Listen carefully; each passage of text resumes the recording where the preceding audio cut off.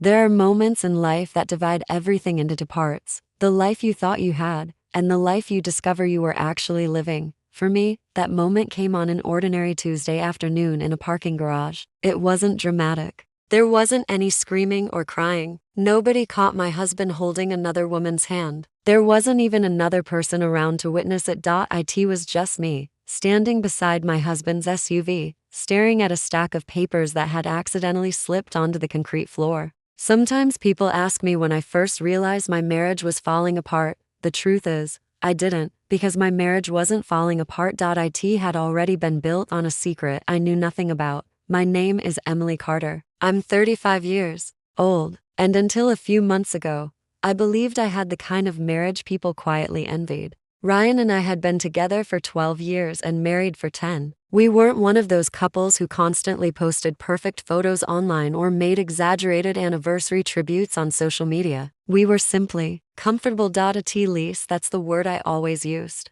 Comfortable.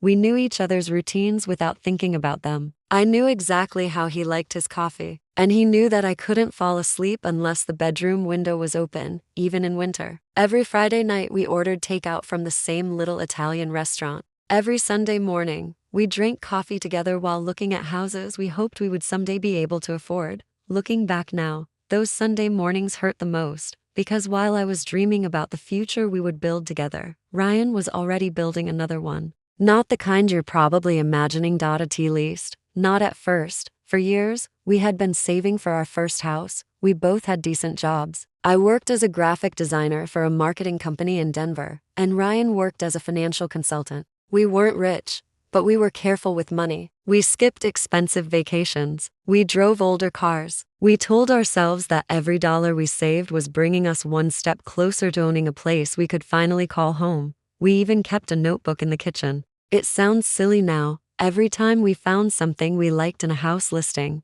we wrote it down. A large kitchen, a backyard, big windows, a room that could someday become a nursery, although we had agreed to wait a little longer before trying to have children. That notebook became our little tradition. Sometimes Ryan would joke about needing a garage large enough for projects he never actually had time to start. I always insisted on having a porch where I could drink coffee in the mornings. Those conversations felt so ordinary that I never imagined they would one day become painful memories. The strange thing about betrayal is that it rarely begins with something obvious. People often expect huge warning signs: lipstick on a shirt, secret phone calls, a mysterious perfume. Real life usually isn't that simple. Instead, it begins with tiny details that seem too insignificant to question. Ryan started working longer hours. That wasn't unusual. His company had recently taken on several new corporate clients, and everyone seemed to be working overtime. He looked tired almost every evening. Sometimes he would come home after 9. Sometimes even later. Whenever I asked if everything was okay, he always reassured me that he was simply trying to get ahead while the company was growing. He kept reminding me that the extra work would help us reach our goal of buying a house sooner. I wanted to believe him. Actually, I did believe him. Completely. There were a few things that felt different, but I always found reasonable explanations for them. He became more protective of his phone. He stopped leaving it on the kitchen counter. If it rang, he usually stepped into another room before answering. Notifications disappeared almost as quickly as they appeared. At one point, I even caught myself wondering whether something was wrong. Then I immediately felt guilty for thinking that. Trust doesn't survive if you question every little change, or at least that's what I kept telling myself. When you've spent over a decade with someone, you naturally stop looking for reasons to doubt them. You assume honesty until you're forced to do otherwise. I had absolutely no idea that my entire understanding of our marriage was about to change because of something as ordinary as a forgotten portfolio. It happened on a rainy Tuesday. Ryan had left for work earlier than usual, rushing out the door because he had an important meeting downtown. Around lunchtime, he called to tell me he had accidentally left a blue portfolio in his SUV and asked if I could bring it to his office. It wasn't the first time one of us had forgotten something. I didn't think twice about it. I grabbed my keys, drove downtown, and parked beside his vehicle. The portfolio wasn't in the back seat where he thought it was. I checked twice before deciding to look in the trunk. That simple decision changed everything. The trunk was neat, just like the rest of Ryan's life. There was a cardboard storage box. Pushed against one side, and I assumed the portfolio had somehow slipped underneath it. When I pulled the box toward me, the lid shifted slightly, a folder slid out, several documents scattered across the floor before I had a chance to catch them. I remember feeling mildly annoyed. Ryan was usually so organized. I knelt down and started collecting the papers. The first page I picked up looked like some kind of legal document. At first, I wasn't really paying attention. Then one line caught my eye: property purchase agreement. Everything inside me lit up. I actually smiled, for a brief, wonderful moment. I believed I had accidentally discovered the surprise Ryan had been planning for months. I remember laughing quietly to myself. I imagined how proud he must have felt. I imagined pretending to be surprised when he finally showed me our new house, even though I knew I probably shouldn't read the documents. Curiosity got the better of me. I told myself I was only trying to see where the house was located, nothing more. The address didn't look familiar, neither did the neighborhood. I kept turning pages. There were inspection reports, mortgage documents, insurance paperwork. Everything looked completely legitimate. Then I noticed something that instantly erased the smile from my face. The buyer's name wasn't Emily Carter.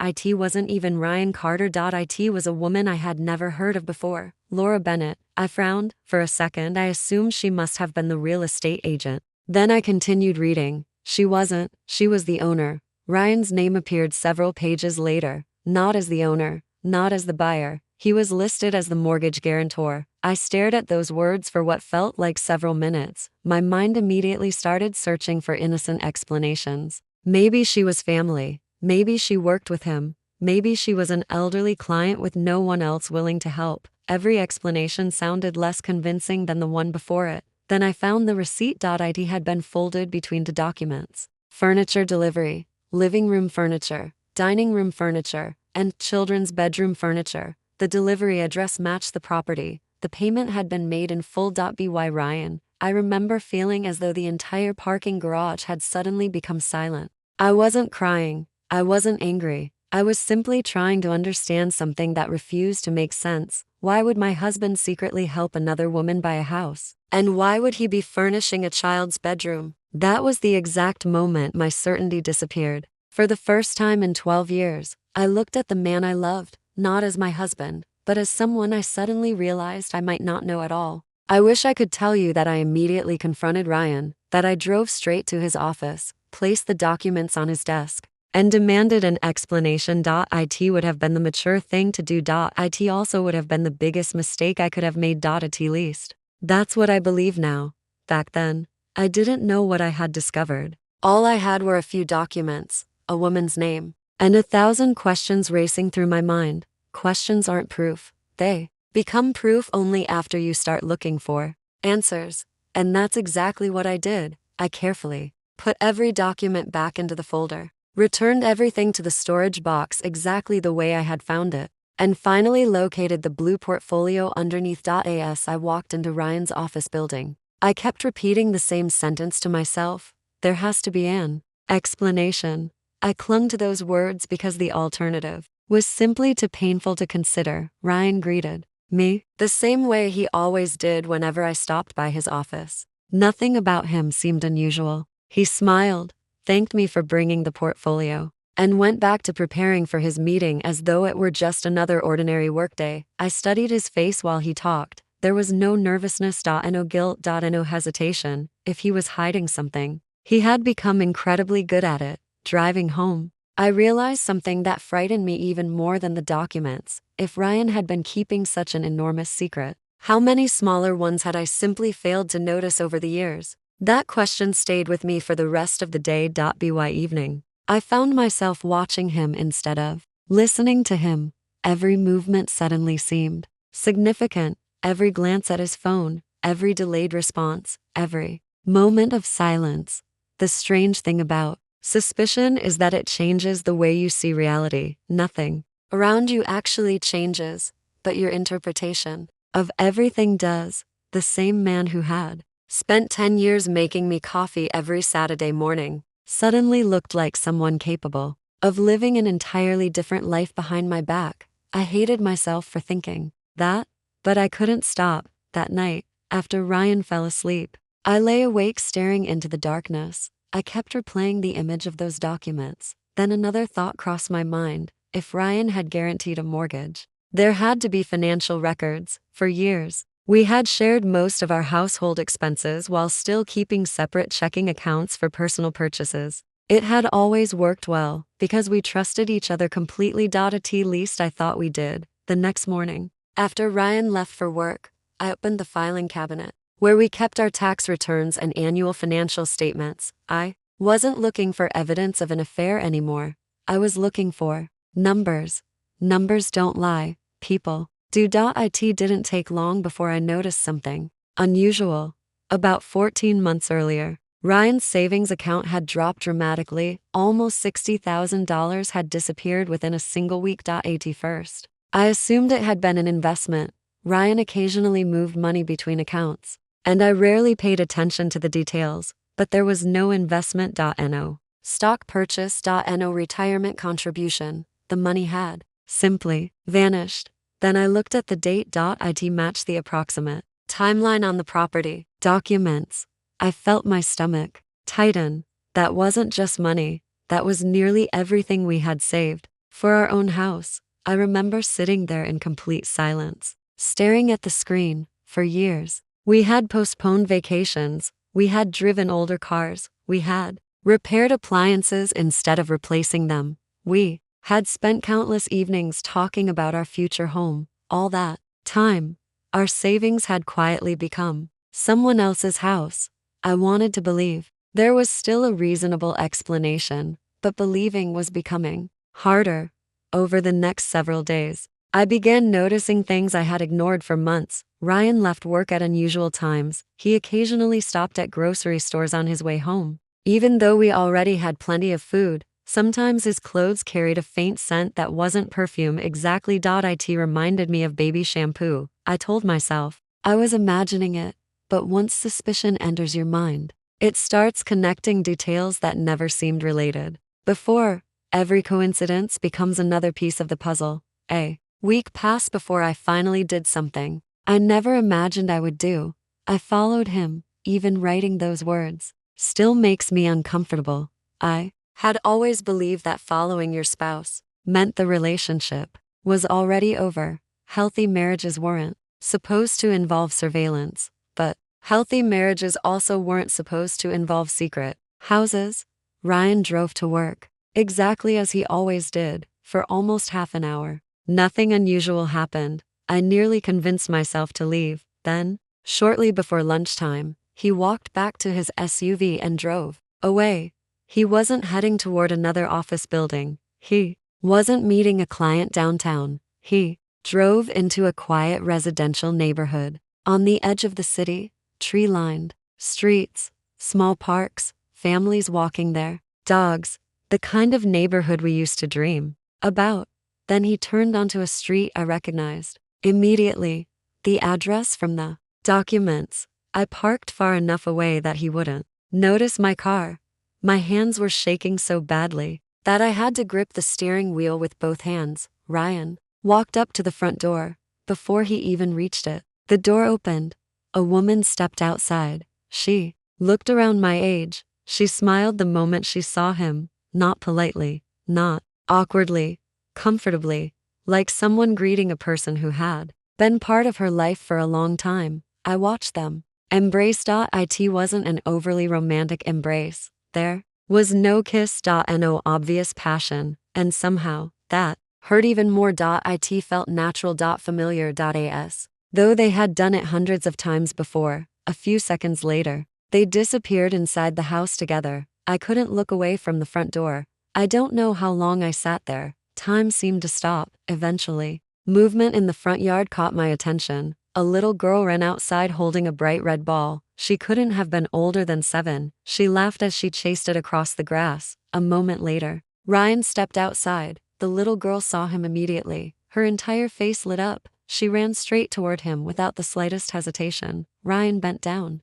lifted her into his arms and spun her around. She wrapped both arms around his neck as though she had done it countless times before. Then she rested her head against his shoulder. It wasn't the way children greet strangers. It wasn't even the way they greet family friends. It was the way children greet someone they deeply trust. that single moment shattered something inside me. Until then, I had been searching for innocent explanations. Watching them together made those explanations feel impossible. From where I was sitting, they didn't look like three unrelated people, they looked like a family. I drove away before Ryan came back inside. I couldn't bear to watch any longer. The entire drive home, one thought kept repeating itself. If this had been happening for years, how had I never seen it? How many lies had I accepted simply because I loved the person telling them? By the time I reached our apartment, I wasn't looking for reassurance anymore.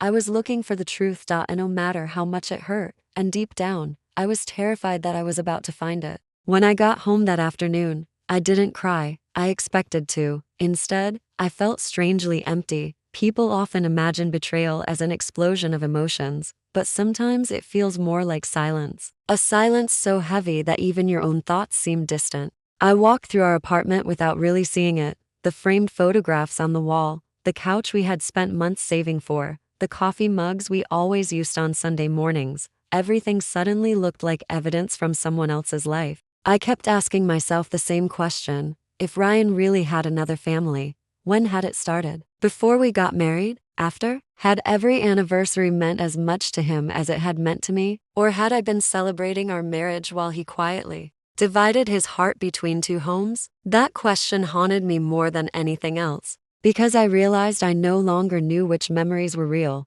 Over the next several days, I became someone I didn't recognize. I started paying attention to details I would have ignored before, every receipt, every calendar reminder, every unexplained errand. I hated doing it. I hated what suspicion was turning me into, but every answer seemed to lead to even bigger questions. Ryan continued living exactly as he always had. He laughed at the same television shows. He reminded me to lock the front door before bed. He brought home my favorite chocolate one evening because he happened to see it at the grocery store. That was the hardest part. Nothing about him felt different. If he had been cruel, if he had suddenly become distant, if he had stopped caring about me, perhaps everything would have made more sense. Instead, he remained the same thoughtful husband I had loved for years, except now I knew there was an entire part of his life that had never included me. One evening, while Ryan was taking a shower, I noticed his laptop sitting open on the dining table. I wasn't planning to search through it. At least,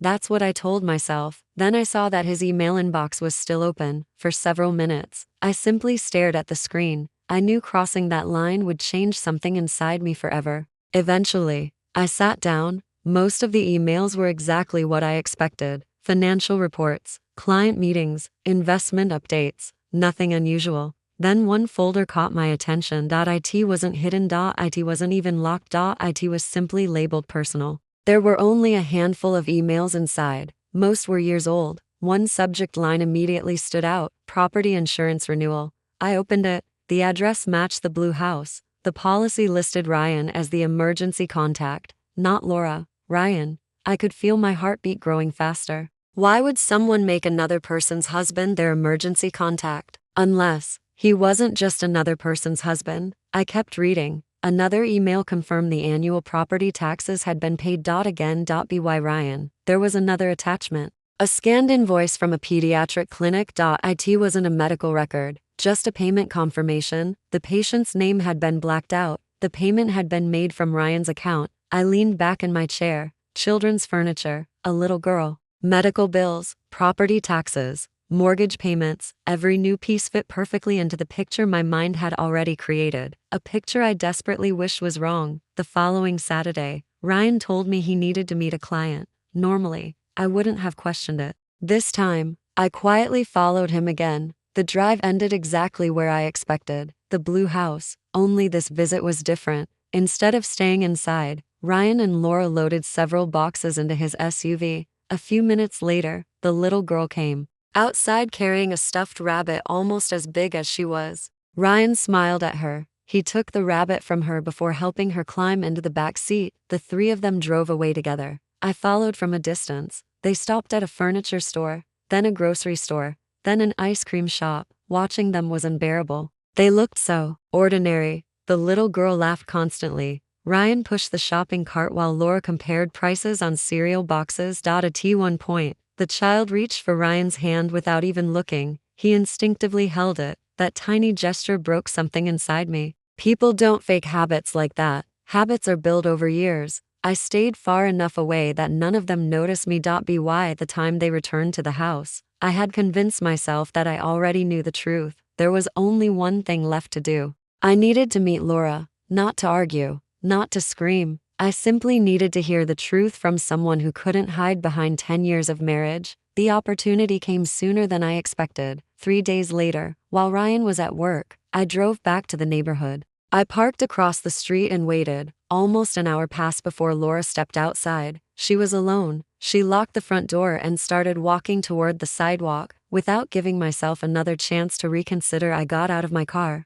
Every step felt heavier than the last. She noticed me approaching and smiled politely, the kind of smile you give a complete stranger. She had absolutely no idea who I was. For a brief moment, I almost turned around. I almost convinced myself to go home and pretend none of this had ever happened. But then I remembered the photographs, the mortgage, the little girl, the years of lies. I stopped a few feet away from her. Before I could say a single word, her expression suddenly changed. She looked directly into my face. The color drained from hers. She knew exactly who I was. She hadn't recognized me at first, but the moment she did, I saw something that completely caught me off guard. It wasn't guilt. It wasn't fear. It was sadness. Real, overwhelming sadness. She closed her eyes for a second, as though she had always known this day would eventually come. And before I had the chance to ask a single question, she quietly said something that made my entire understanding of the situation begin to crack. She said she had been wondering how much longer Ryan could keep the truth from me.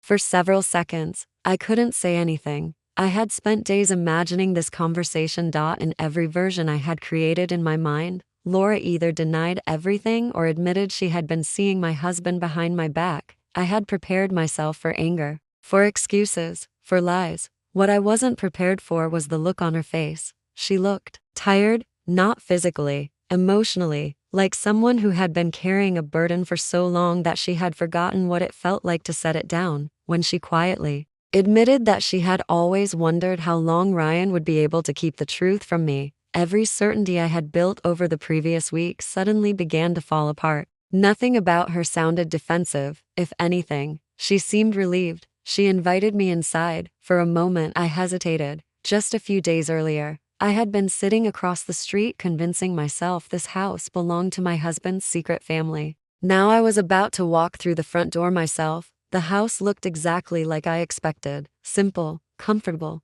lived in. There were children's drawings attached to the refrigerator with colorful magnets. School photographs lined one of the shelves. A pair of tiny shoes rested near the entrance. Everything inside reminded me of the ordinary life I believed Ryan had been sharing with them. Laura made coffee. Neither of us touched it. The silence between us felt almost unbearable. I realized she was waiting for me to ask the first question. Instead, I simply looked around the room. That was when I noticed something I had somehow missed before. There wasn't a single photograph of Ryan displayed anywhere in the house. There were dozens of family pictures, Laura with her daughter, the little girl at birthdays, Christmas mornings, school events, but Ryan wasn't in any of them. That immediately struck me as strange. If this really had been his second family, wouldn't there have been at least one photograph? Laura seemed to notice what I was looking at. She lowered her eyes before speaking. She explained that there had never been a relationship between her and Ryan, not the kind I believed. My first reaction was disbelief. Everything I had seen over the previous week told a completely different story. The hugs, the shopping trips, the little girl running into his arms. None of it made sense anymore. Laura didn't become angry when I questioned her. She simply nodded. She admitted that anyone watching from the outside would have reached exactly the same conclusion. Then she told me something I wasn't expecting. Her husband had died 8 years earlier. It had happened in a car accident. The words immediately caught my attention. Car accident. She continued slowly, almost as though she had repeated this story to herself hundreds of times. Her husband had been driving home from work late one evening when another vehicle crossed into his lane. He never made it home. For several seconds, I simply listened. I still didn't understand what any of this had to do with Ryan. Then Laura looked directly at me. She said there had been another driver that night. The sentence hit me before I even understood it. My heartbeat became painfully loud. She didn't have to say Ryan's name. I already knew.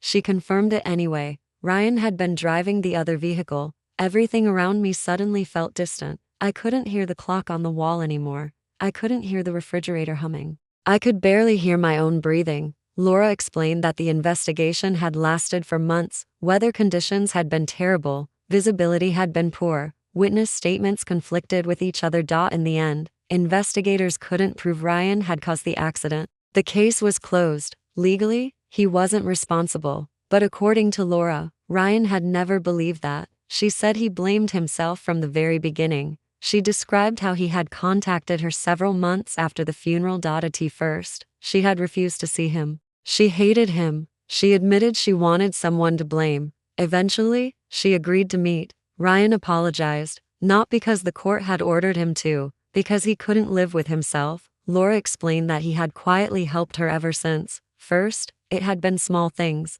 Paying for repairs she couldn't afford, helping with school expenses, making sure the heating never got shut off during winter. Always, anonymously, always insisting that nobody, not even me, should ever know. As the years passed, the financial problems became worse. Medical bills, mortgage payments, raising a child alone. Eventually, Laura was about to lose the house. That was when Ryan stepped in. He guaranteed the mortgage. He paid off overdue debts. He bought furniture after discovering that the little girl's bedroom had almost nothing left except an old mattress. Everything I had convinced myself was evidence of an affair suddenly had another explanation. I sat there in complete silence. Part of me wanted to feel relieved. Another part couldn't, because one question refused to leave my mind. If everything Laura said was true, why had Ryan hidden it from me for so many years? Laura answered that question before I even asked it. She told me Ryan had talked about me constantly. He loved me. He wanted children with me. He dreamed about buying a home with me. According to her, the only thing he feared more than living with his guilt was losing me because of it. She said, he had always believed I would eventually leave if I discovered how much of our savings had gone toward helping another family. I looked around the living room one last time. Only now did I finally understand why Ryan had looked so natural here. Not because this was his second home, because guilt had brought him back here over and over again for years. I should have felt peace. Instead, I felt something far more complicated, because Laura had answered every question except the one that mattered most. She had explained why Ryan had done it. She still hadn't explained why he had decided that I didn't deserve to know the truth. As I drove home that afternoon, I realized something that frightened me almost as much as discovering the house itself. The affair I had imagined didn't exist, but the lie absolutely did, and somehow, that made my next decision even harder, because I no longer knew whether I was going home to forgive my husband or to end my marriage. The drive home felt longer than it had ever been. I had spent the past week believing my husband had another family. Now I knew he didn't. Strangely enough, that realization didn't bring the relief I had expected. Instead, it left me with a different kind of pain. For days, I had been asking myself whether Ryan loved someone else. Now I understood that he had been carrying something else entirely. Guilt, crushing, relentless guilt. But no matter how much sympathy I tried to feel for him, one thought kept returning. He had made a decision that changed both of our lives, and he had made it completely alone. When I walked into our apartment that evening, Ryan was already home. He was sitting at the kitchen table, reading through some paperwork. For a brief second, everything looked completely ordinary. Then he looked up. The moment our eyes met, I realized something. He knew. Maybe Laura had called him. Maybe he had simply seen it on my face. Whatever the reason, he knew the secret was over. Neither of us spoke. The silence between us felt heavier than any argument we could have had. I slowly placed my purse on the counter and sat across from him. For the first time in 12 years, I looked at my husband and realized I had no idea how to begin. He looked exhausted, not physically, emotionally, as though he had been waiting for this moment for years. Eventually, he lowered his eyes. He didn't try to deny anything. He didn't invent excuses. He simply admitted that everything Laura had told me was true. Listening to him was strangely painful, because there was no anger in his voice, only regret. He explained that after the accident, he had tried to move on with his life. Everyone around him had encouraged him to do exactly that. The investigation had cleared him. The insurance companies had closed their files. His lawyer had advised him to let the past stay in the past, but he couldn't.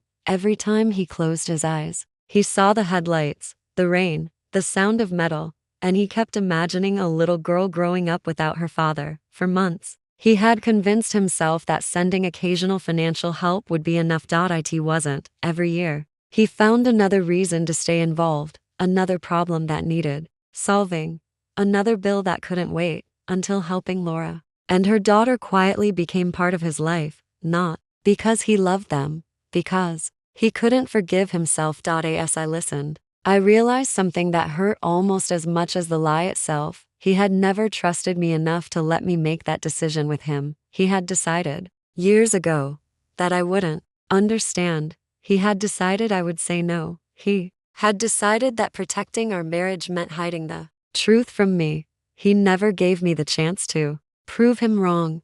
That realization broke something inside me, not because of the money. Money can be earned again, not because of the house. Houses can be replaced, but trust doesn't disappear all at once. It erodes quietly, one secret at a time. I finally understood why I felt so empty after speaking with Laura. The affair I had imagined had never existed, but the betrayal absolutely had. It simply looked different than I expected. I asked myself a question I never thought I would have to answer.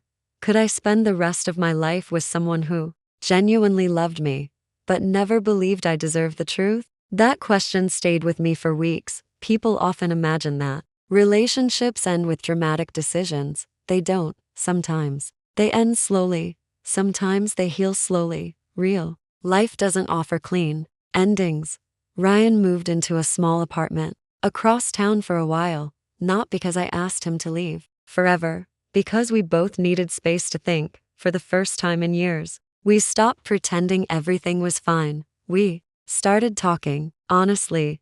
Not every conversation ended well. Some ended in silence. Some ended in tears. There were days when I thought our marriage was already over. There were other days when I remembered the man I had fallen in love with and wondered whether two broken people could somehow build something honest from the ruins. A few months later, Ryan made another decision. This time, he didn't make it alone. He told me he wanted to transfer the house into Laura's name permanently, once the legal process allowed it. Not because he wanted to stay involved forever, because he wanted to stop living in the past. For the first time since I had found those documents, he asked what I thought, not because he needed my permission, because he finally understood that marriage means making impossible decisions together. We met with Laura several weeks later. Seeing the three of us sitting at the same table felt surreal. There was no anger left, only people carrying different versions of the same tragedy. Laura thanked us for everything Ryan had done over the years. Then she said something I have never forgotten. She said guilt can keep a person alive, but it can also prevent them from ever truly living. I think Ryan needed to hear those words more than anyone. Life slowly became quieter after that. Not easier, just quieter. Ryan began seeing a therapist to deal with the guilt he had buried for almost a decade. Eventually, I joined him for couples counseling. Those sessions weren't about the accident. They weren't even about Laura. They were about honesty, about fear, about the dangerous belief that hiding painful truth somehow protects the people we love. It does end single quotes t. It only postpones the pain. People sometimes write to me after hearing this story. Almost everyone asks the same question. Did I forgive him? The honest answer is more complicated than people expect. I forgave the man who couldn't forgive himself. I'm still learning to forgive the man who decided my voice didn't matter. Those are two very different things. Our marriage survived, but it didn't survive because love conquered everything. It survived because, for the first time in many years, there were no more secrets. Sometimes, people assume trust is built through grand romantic gestures. I don't believe that anymore. I think trust is built every time we choose the uncomfortable truth over the comforting lie. If Ryan had told me the truth 8 years earlier, I honestly don't know how I would have reacted. Maybe I would have been angry. Maybe I would have argued with him.